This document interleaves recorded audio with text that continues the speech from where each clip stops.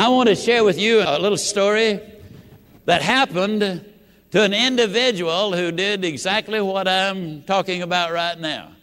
In 1992, I did a seminar in Montgomery, Alabama.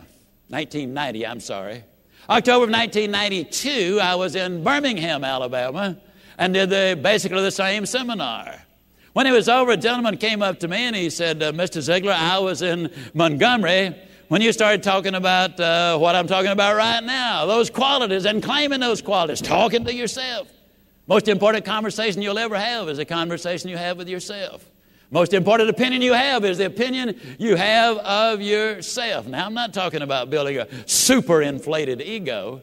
You know, conceit's a weird disease. It makes everybody sick except the one that's got it. That's not what I'm talking about. But the confidence that comes in that you know you're an honest producer.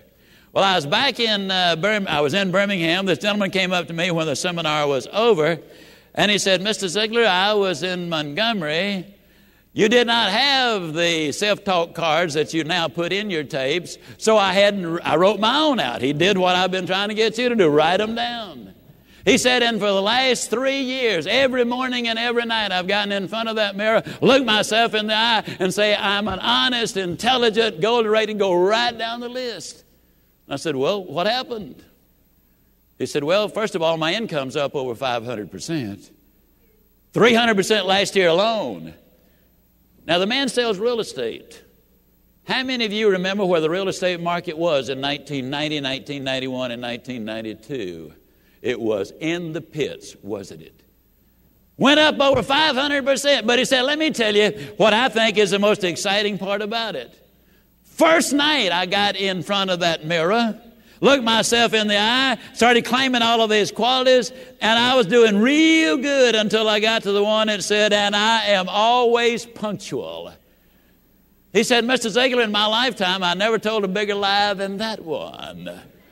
He said it was so absurd, so hilarious, that I literally fell down on and I started laughing. He said, I must have laughed 15, 20, 30 seconds.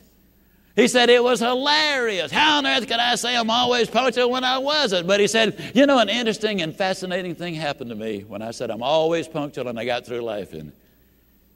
He said, I realized why I was late. He said, I was late more times in Montgomery, Alabama, of any student that ever graduated from high school. I was late for breakfast, lunch, dinner, church, late for appointments, late for everything. And I realized why I was late. He said, I was late because I planned to be late. Then he said, when it hit me, why did I plan to be late?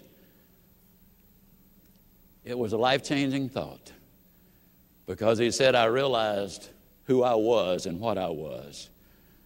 I was thoughtless, inconsiderate, ego-centered, non-caring about anybody else. What I was really saying is, look, my time is very valuable. You really don't have anything to do. You get there and patiently wait for me. If I got there on time, I might have to wait for you, and I'm too important for that. He said, Mr. Ziegler, it was the most humbling experience of my life. And he said, that happened to me on the first time I did this.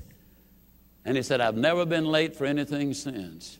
Oh, my income's up dramatically, but let me tell you what's exciting. My relationship with my wife, knowing when I say, honey, I'm going to be home in time for dinner, I'm going to be there. When I say to my son, I will be at the soccer match, he knows I'm going to be there. When I say to my daughter, yes, I'll be there for graduation, she knows I'm going to be there on time. He said it's the most revolutionary single thing that has ever happened in my life. Folks, it's life-changing.